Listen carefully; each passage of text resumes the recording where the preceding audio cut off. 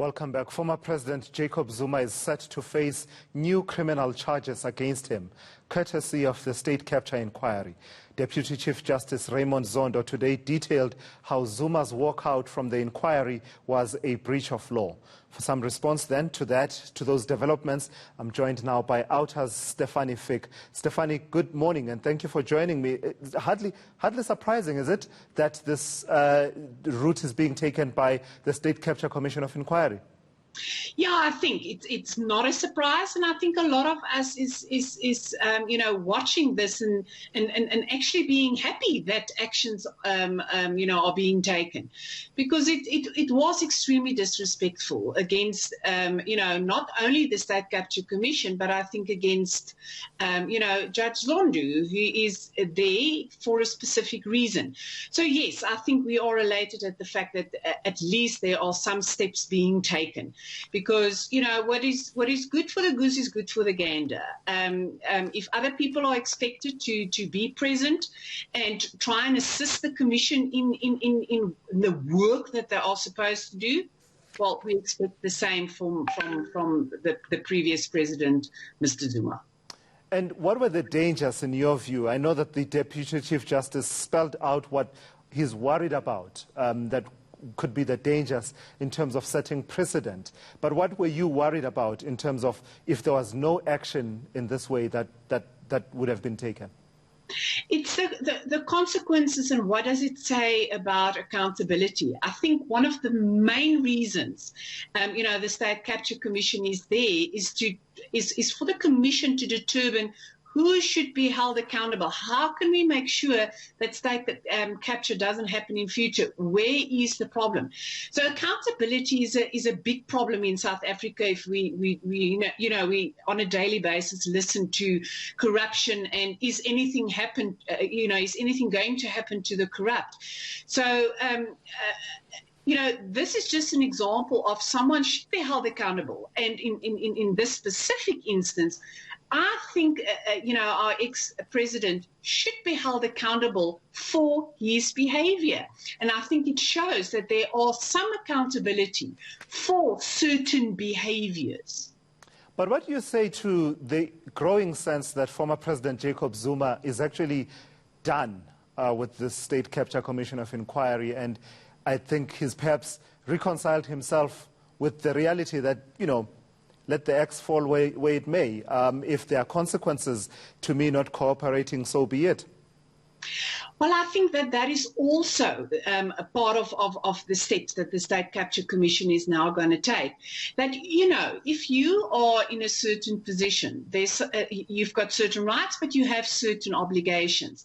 And I think as a previous very prominent leader in South Africa, I think he should lead by example. It didn't stop with him not being the president anymore. So he should lead by example. So unfortunately, although he may feel that he, whatever happens, I think he still has a duty. But he obviously, so what is then the message he sends to us South Africans, that he doesn't care? And if you as an individual feel that, you know what, I'm not going to listen to the State Capture Commission, or I want to use a different example, if a court of law, although the State Capture Commission is not a court of law, I think the principle is the same.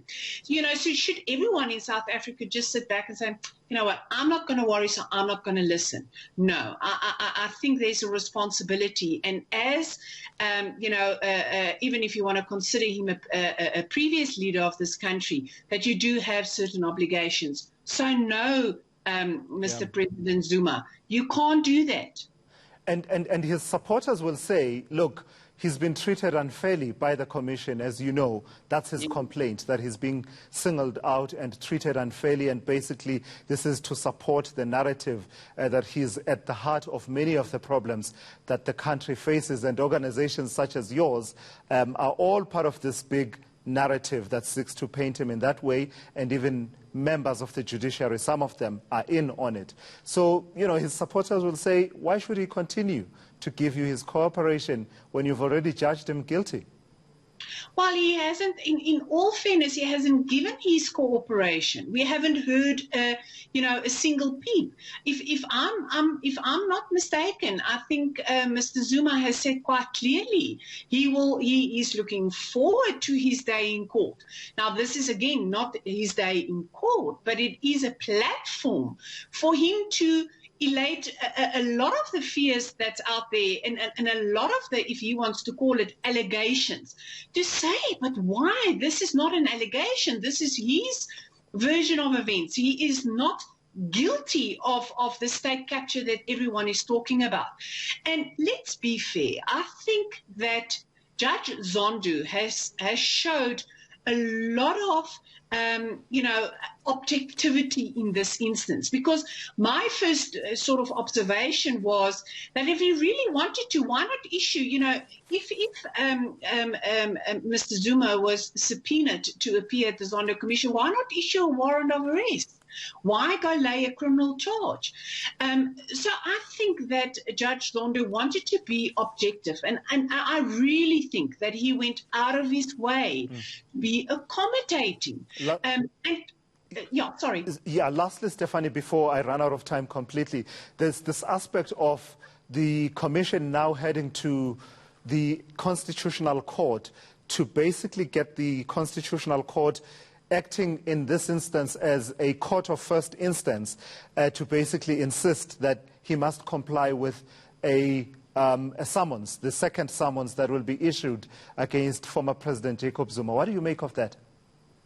Well, I think that it just shows that the Commission is doing what they think is best in order to get a person to appear in front of the Zondo Commission. And I want to put it on his head. Why do we have to go through to that lengths to get a very important person in front of the Commission? I think what is happening is extremely childish, and I think the Zondo Commission is trying to handle this in the best way possible without, there are criticisms.